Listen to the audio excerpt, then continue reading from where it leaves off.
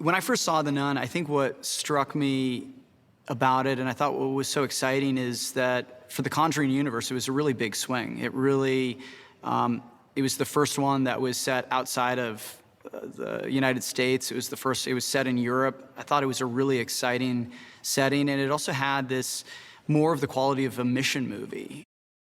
The first script that I got from Michaela was already awesome. She's an incredibly talented writer, and so much of the core story and the core structure was already there.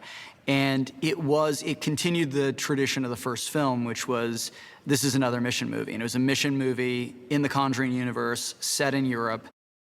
I love Europe. I love the idea of the Conjuring universe in Europe. And the first thing I did, honestly, was just look at a whole bunch of pictures from both France and Spain in the 1950s. And that was like that first step of research, was just digging into these photos. And a lot of great stuff came out of there. The first film was set in 1952, and it's 4 years later. It's 1956, and we find Sister Irene in Italy. She's hiding out in this Italian convent and leading this very anonymous life.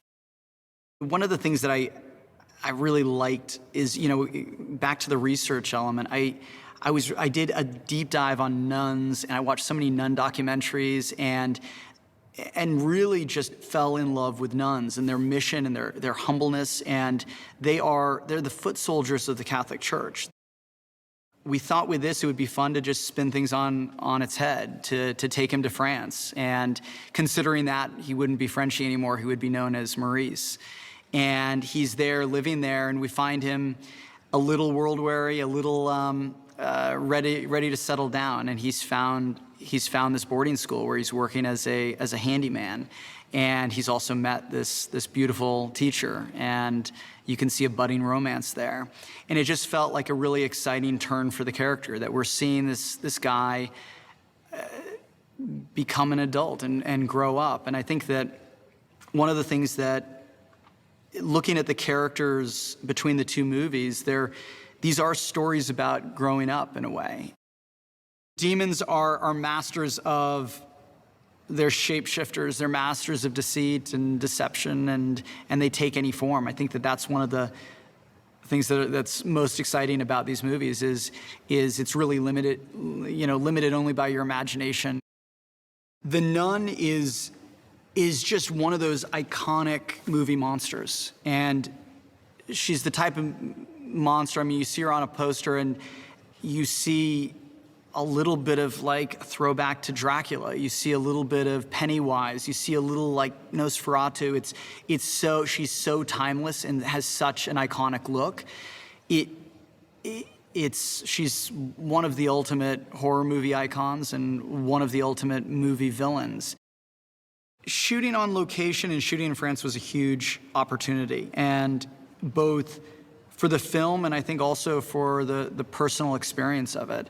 For the film, it brought so much realism and so much authenticity to it. And I think it's something that I couldn't imagine doing it any differently. I think that it brought the film to another level. It really feels like you have been transported into the past, and I think it gives this story a lot of weight and just an incredibly cool texture. You really feel like you're in this world.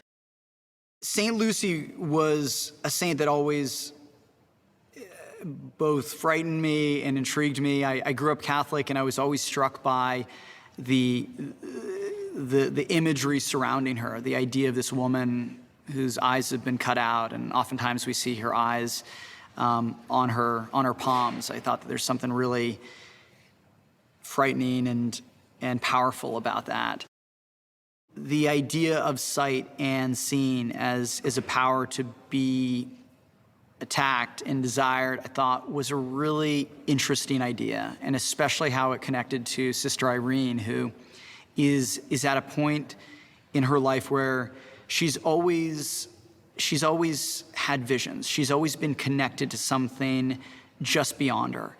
And the idea that in this quest to find the eyes, there was the larger external quest, this adventure, the mission of finding the eyes of St. Lucy, finding this ancient relic. But then there's also this personal journey, this smaller, intimate journey within herself of understanding who she is and, finding her own sight and finding her own ability to see the world around her. I'm really excited for audiences to see this movie, and I think that it is nightmarishly scary, and it's also filled with incredibly unique sequences and moments and scares and demonic forms that we haven't seen before.